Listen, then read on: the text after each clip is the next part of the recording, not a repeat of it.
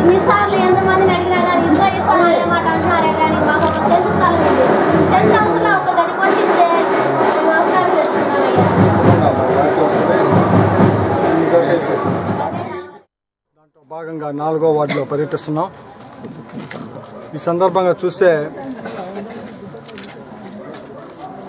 స్థానికంగా వార్డుల్లో పర్యటించినప్పుడు ఎక్కువ మంది రేషన్ మీద కానీ అలాగే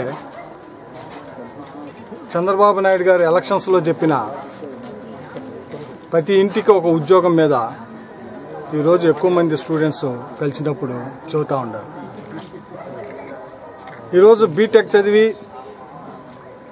లేదు కటిమా కోర్సు చదివిన జాబ్ ఆపర్చునిటీ రావటం లేదు, ప్రభుత్వం ఎక్కడ జాబ్ ఆపర్చునిటీ చూపించలేదని చెప్పి ప్రజలు చెబుతూ ఉన్నారు.